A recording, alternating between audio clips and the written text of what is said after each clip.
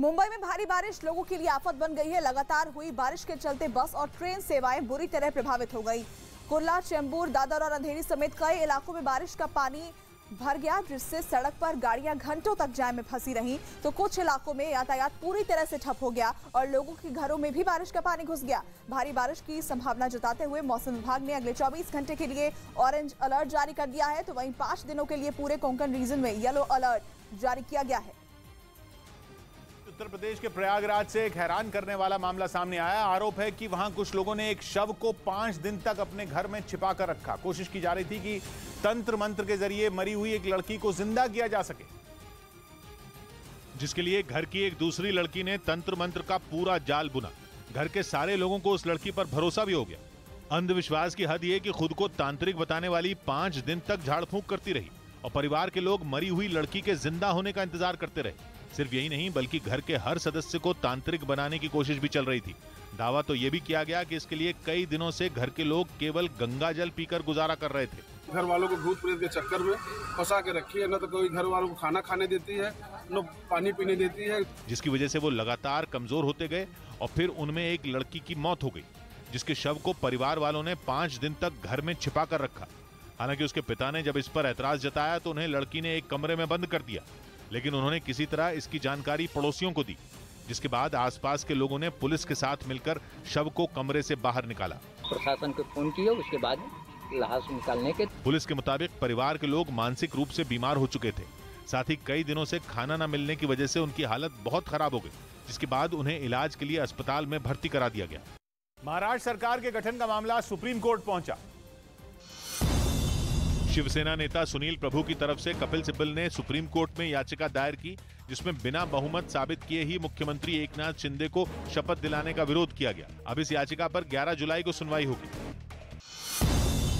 वहीं शिवसेना नेता उद्धव ठाकरे ने फेसबुक के जरिए फिर लोगों को संबोधित किया, जिसमें उन्होंने एकनाथ शिंदे को शिवसेना का सीएम मानने से इनकार कर दिया। इस बीच मुंबई में शिवसेना नेता संजय राउत जमीन केस में ईडी के सामने पेश हुए। कोई मेरे इरादे तोड़ नहीं सकता। यूपी के सहारनपुर में हाईवे पर चलती एम्बुलेंस आग का गोला बन गई। हादसा तब हुआ जब एम्बुलेंस सहारनपुर से मुजफ्फरनगर की ओर जा रही थी। गनीमत ये रही कि एम्बुलेंस में कोई मरीज नहीं था। आनन फानन में ड्राइवर ने कूदकर अपनी जान बचाई। आग इतनी तेज थी कि लपटें दूर दूर तक फैल गई। काफी देर तक दमकल कर्मी आग बुझाने की कोशिश में जुटे रहे, लेकिन तब तक सब कुछ जलकर राख हो चुका था। वहीं आग के चलते हाईवे पर घंटों तक आवाजाही बाधित रही। द्रोहियों की आवाज दबाने के चक्कर में उसका एक लड़ाकू विमान थाईलैंड की सीमा में घुस गया, जिसके बाद थाईलैंड में अफरा तफरी मच गई। हालांकि बाद में इस मामले पर दोनों देशों ने बातचीत की और म्यांमार ने थाईलैंड से माफी मांगी। म्यांमार और थाईलैंड पड़ोसी देश हैं और म्यांमार का एक लड़ाकू विमान थाईलैंड की सीमा में घुस गया। तस्वीरों में MiG-29 विमान थाईलैंड की सीमा के अंदर कई चक्कर लगाता नजर आया। थाईलैंड ने दावा किया कि ये विमान म्यांमार की सीमा पर बसे इलाकों में बमबारी करते हुए थाईलैंड में घुसा, जिसके बाद वहां अफरा तफरी मच गई। नौबत ये आ गई कि थाईलैंड को बॉर्डर के पास के गांवों और स्कूलों को खाली कराना पड़ा। हालांकि बाद में म्यांमार ने अपनी इस हरकत के लिए माफी मांग ली।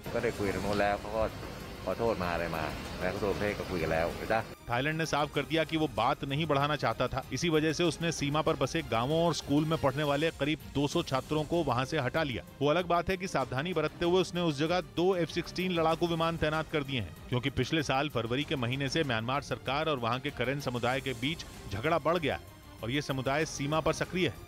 इसलिए ना चाहते हुए भी थाईलैंड म्यांमार के इस अंदरूनी झगड़े का हिस्सा बन गया, क्योंकि म्यांमार और थाईलैंड करीब 2500 किलोमीटर लंबा बॉर्डर शेयर करते हैं और थाईलैंड के 10 राज्य म्यांमार की सीमा से लगते हैं।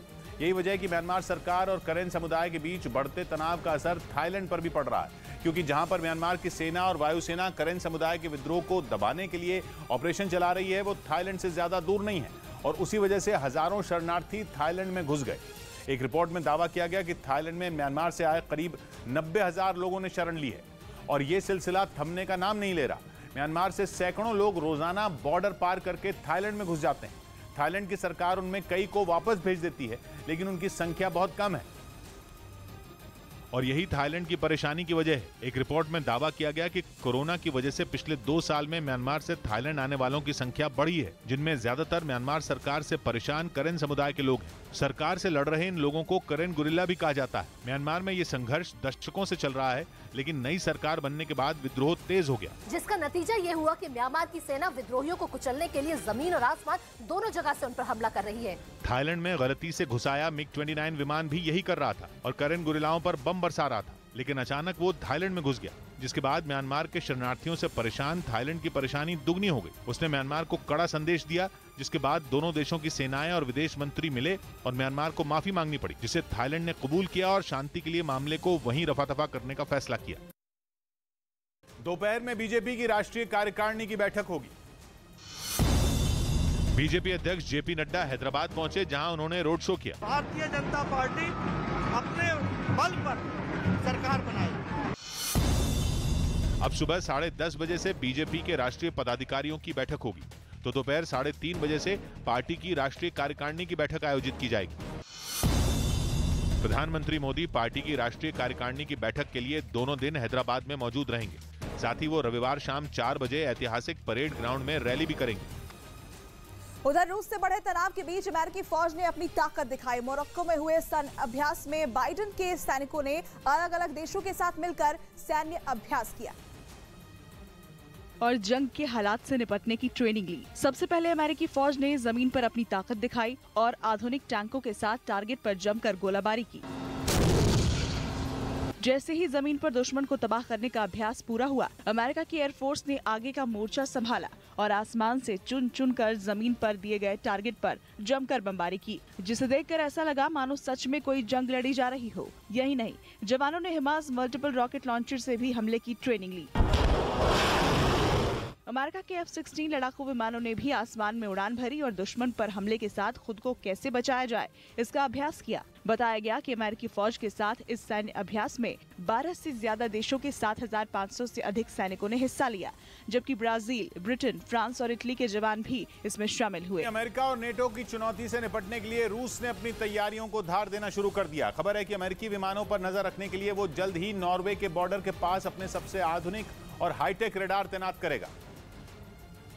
और पश्चिमी मीडिया ने दावा किया कि इसके लिए रूस ने रडार स्टेशन तैयार करने का काम जोर शोर से शुरू भी कर दिया और रूस अपने सबसे आधुनिक रडार रेजोनेंस NE VHF को जिस जगह पर तैनात करने जा रहा है, वो नेटो देश नॉर्वे के बॉर्डर से महज 10 किलोमीटर की दूरी पर मौजूद है। दावा है सिर्फ नॉर्वे ही नहीं बल्कि फिनलैंड के एयरपोर्ट भी इन रडार की जद में रहेंगे। और इनकी तैनाती का मकसद अमेरिका के स्टेल्थ फाइटर जेट F-35 पर नजर रखना है, जो एयर डिफेंस सिस्टम को चकमा देने में माहिर माने जाते हैं। लेकिन रूस जिन आधुनिक रडार को इन पर नजर रखने का जिम्मा सौंपने जा रहा है, उनकी नजर से ये लड़ाकू विमान भी नहीं बच सकते, क्योंकि दावा है कि 2020 में रूस की ओर से ईरान को बेचे गए ये रडार उसकी सीमा पर उड़ रहे F-35 फाइटर जेट की सटीक जानकारी देकर अपनी ताकत को साबित कर चुके हैं। और ये रडार करीब 600 किलोमीटर दूर से उड़ान भर रहे स्टेल्थ फाइटर जेट का पता लगा लेते हैं और बैलिस्टिक मिसाइल की तो ये करीब 1200 किलोमीटर दूर से ही सटीक जानकारी दे देते हैं।